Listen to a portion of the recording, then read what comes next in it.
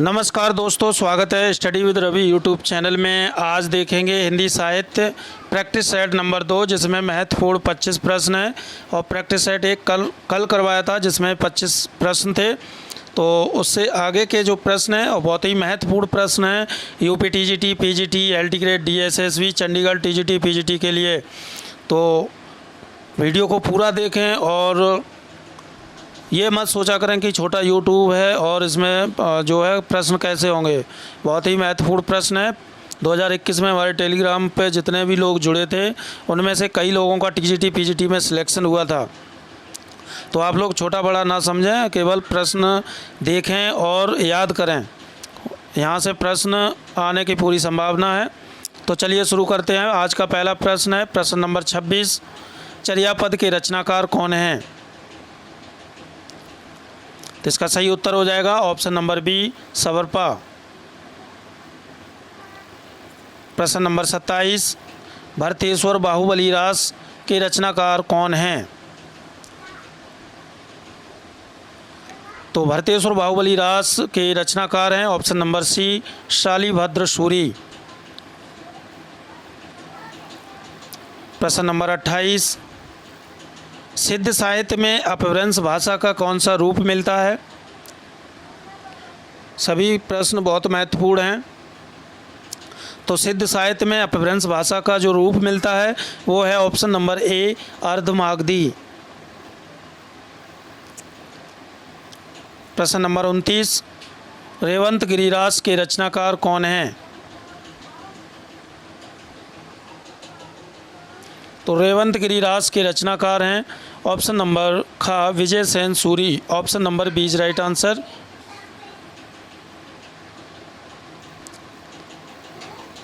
प्रश्न नंबर 30।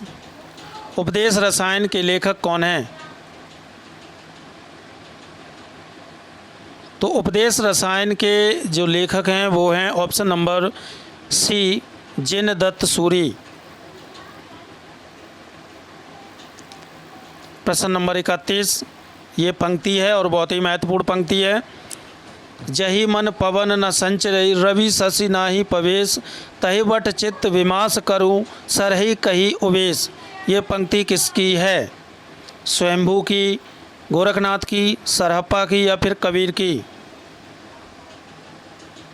तो ये पंक्ति है ऑप्शन नंबर सी, सरहप्पा की।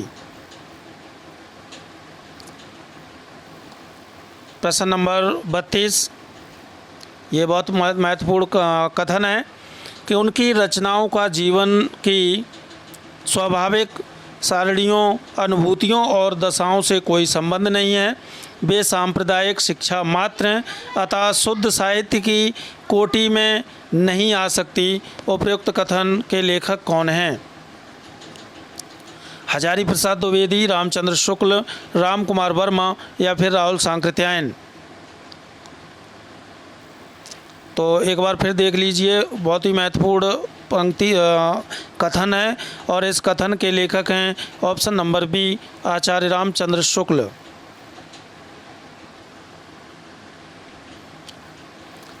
प्रश्न नंबर 33। काहा तरवर पंच निडाल, चंचल चीहे पैठो काल। ये पंक्ति किसकी है?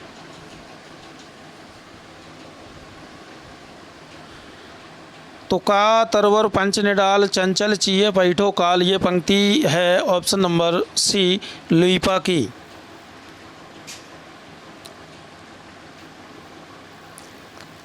प्रश्न नंबर 34। ये भी बहुत ही इम्पोर्टेंट है, बहुत इम्पोर्टेंट कथन है कि शंकराचार्य के बाद इतना प्रभावशाली और इतना महिमान्वित भारतवर्ष में दूसरा नहीं हुआ।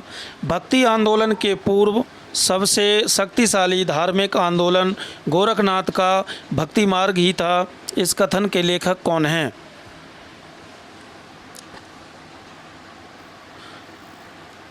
तो कथन देख लीजिए, शंकराचार्य के बाद इतना प्रभावशाली और इतना महिमान्वित भारतवर्ष में दूसरा नहीं हुआ। भक्ति आंदोलन के पूर्व सबसे शक्तिशाली धार्मिक आंदोलन गोरखनाथ का भक्ति मार्ग ही था। इस कथन के लेखक कौन हैं? तो इसका सही उत्तर हो जाएगा option number B Hazari Prasad Dwivedi.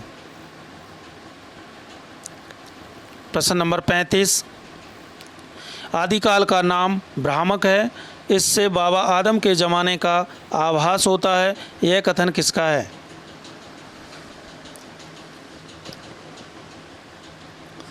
तो आदिकाल का नाम भ्रामक है, इससे बाबा आदम के ज़माने का आभास होता है, यह कथन है option number C doctor Bachchan Singh का।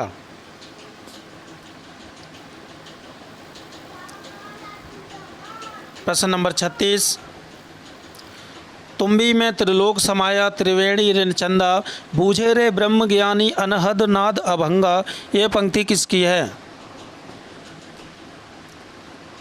महत्वपूर्ण पंक्ति है। तुम्बी में त्रिलोक समाया त्रिवेणी ऋण चंदा, बूझे रे ब्रह्म ज्ञानी अनहद नाद अभंगा, ये पंक्ति है गोरखनाथ की। Option number D is right answer.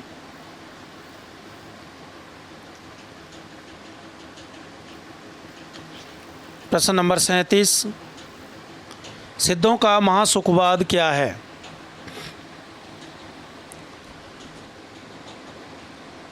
तो सिद्धों का महासुखवाद है ऑप्शन नंबर का ए संभोग की चरम परिणति। प्रश्न नंबर 38, लोक भाषा में कौन सा साहित्य लिखा गया है? जैन साहित्य, सिद्ध साहित्य, नाथ साहित्य या फिर रासु साहित्य? तो इसका सही उत्तर हो जाएगा लोक भाषा में जो लिखा गया है वो है ऑप्शन नंबर बी सिद्ध साहित्य। प्रश्न नंबर 39, सिद्ध साहित्य का क्षेत्र कौन सा था? पूर्वी क्षेत्र, पश्चिमी क्षेत्र, दक्षिणी क्षेत्र या फिर उत्तरी क्षेत्र? तो सिद्ध साहित्य का जो क्षेत्र था वो था ऑप्शन नंबर ए पूर्वी क्षेत्र।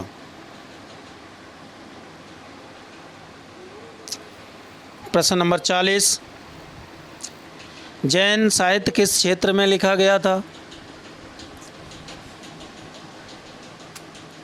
तो जैन साहित्य लिखा गया था ऑप्शन नंबर बी पश्चिमी क्षेत्र में। प्रश्न नंबर 41, रास ग्रंथ रूप किस साहित्य का लोकप्रिय रूप था?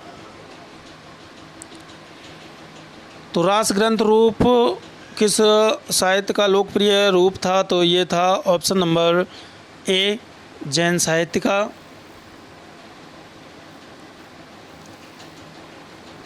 प्रश्न नंबर 42, नाथ संप्रदाय में आदि नाथ किसे कहा गया है? तो नाथ संप्रदाय में आदि नाथ कहा गया है ऑप्शन नंबर सी शिव को।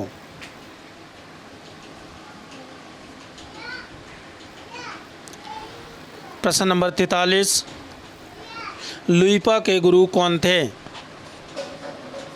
सबरपा, सरापा, गोरखनाथ या मच्छंदरनाथ? तो लुइपा के गुरु थे Sabarpa. Option number A is right answer. प्रश्न नंबर 44, आचार, रास, फाग, चरित शैलियाँ मिलती हैं।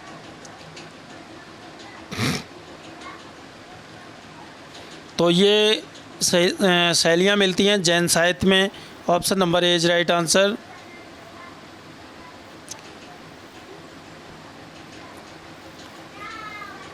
प्रश्न नंबर 45, नेमिनाथ रास नामक 58 छंदों में रचना की है। जिनदत्त सूरी, जयचंद ने या सुमतिगढ़ी ने या फिर विजय सेन सूरी ने? तो नेमिनाथ रास ये रचना है और ये 58 छंदों में रचित है।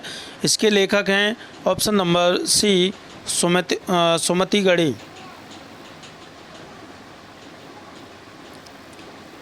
प्रश्न नंबर 46, नारी निंदा के संप्रदाय में मिलती है। नारी निंदा किस संप्रदाय में मिलती है? नाथ संप्रदाय में, जैन संप्रदाय में, सिद्ध संप्रदाय में या फिर किसी में नहीं? तो नारी निंदा जो मिलती है ये मिलती है ऑप्शन नंबर ए नाथ संप्रदाय में या नाथ पंथ में। प्रश्न नंबर 47, इनमें से नाथ संप्रदाय में क्या नहीं है? गुरु महिमा, नारी निंदा, इंद्रिय निग्रह या फिर गृहस्थों का आदर।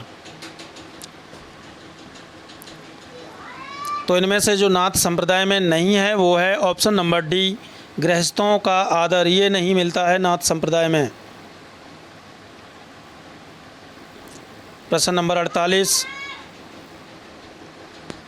राहुल सांकृत्यायन द्वारा संपादित दोहा कोश में किस कवि की रचनाएं संपादित की गई हैं? सरापा की, लुइपा की, गोरखनाथ की या जालंधर नाथ की? इसका सही उत्तर हो जाएगा दोहा कोश में जो है सरापा की रचनाओं को संपादित किया गया है और राहुल सांकृत्यायन ने संपादित किया। Option number A is right answer. प्रश्न नंबर 49, आदिकाल में रचित काव्य सर्वाधिक किस साहित्य में रचे गए हैं?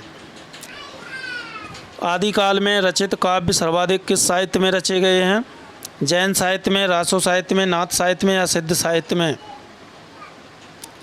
तो ये सर्वाधिक आदिकाल में जो साहित्य काव्य रचे गए वो हैं ऑप्शन नंबर ए, जैन साहित्य में। प्रश्न नंबर 50, चरित काव्य किस छंद में अधिक लिखे गए? दोहा चौपाई में, कवित्व में, पद में या पद्धरि में? तो रचित काव्य सर्वाधिक जो लिखे गए हैं वो दोहा चौपाई छंद में लिखे गए हैं। Option number A is right answer. तो दोस्तों ये थे महत्वपूर्ण 25 प्रश्न। वीडियो को आप लोग देखा करें, बहुत ही महत्वपूर्ण प्रश्न होते हैं।